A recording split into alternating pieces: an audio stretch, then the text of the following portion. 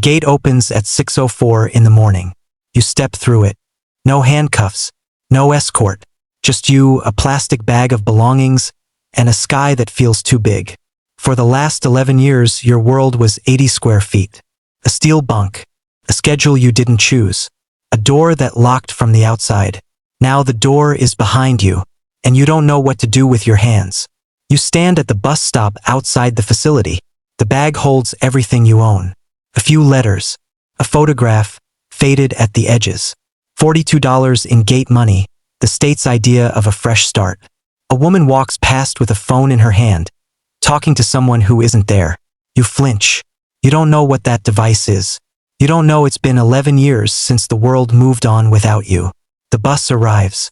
You climb the steps. You pay with cash you don't understand the value of anymore. You are free. But freedom, you're about to learn, is its own kind of sentence. The first thing you notice is the noise. Cars, voices, advertisements shouting from every screen.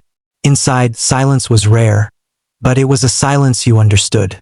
Out here, the world hums with a frequency you no longer speak. You walk into a grocery store and stand frozen in the cereal aisle. 40 brands, 40 choices.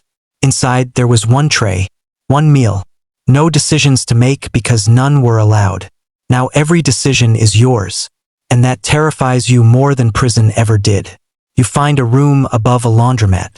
Thin walls, a mattress on the floor, $60 a week, and even that feels like a luxury you haven't earned. You fill out an application. The form has one line that decides everything. Have you ever been convicted of a felony? You check the box.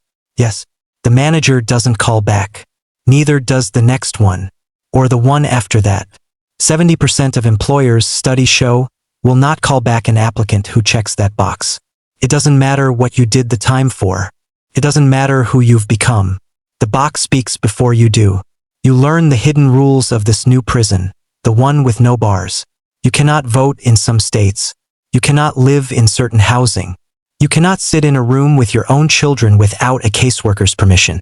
Your record follows you into every interview, every apartment lease, every background check quietly run before you even shake a hand. The world calls this freedom. But freedom with an asterisk is not freedom. It is a longer leash. At night, you lie on the mattress and stare at a ceiling that isn't gray steel. It should feel like peace.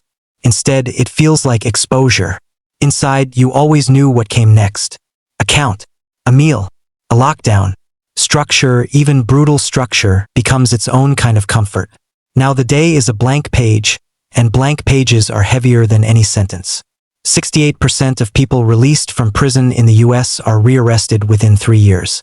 Not because they want to go back, but because the world outside offers so few paths forward that the old path, the wrong path, is sometimes the only one still open. You find work, finally. A warehouse, night shift, cash under the table because no one will put your name on paper. You lift boxes until your shoulders burn. You say nothing about where you've been. You've learned that the truth closes doors faster than any lie. A coworker asks where you're from.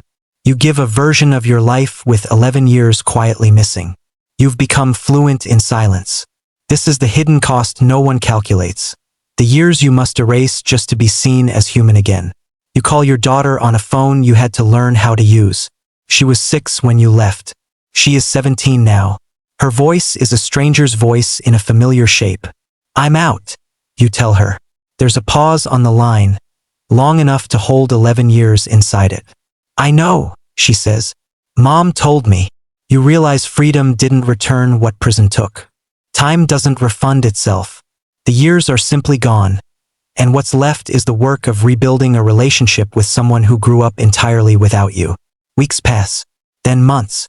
You save what you can. You keep the job. You avoid the old block, the old faces, the old shortcuts that once felt like the only doors available to you.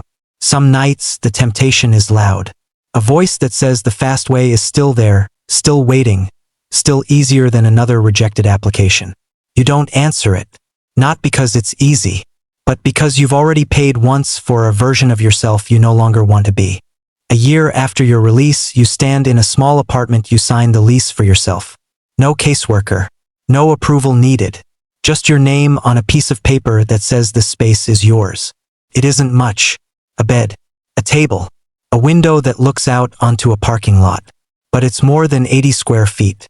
It's more than a bunk you didn't choose. It's yours. The system was built to punish you once. The world outside built a second sentence. Quieter, longer, and far harder to appeal. You served your time behind the walls.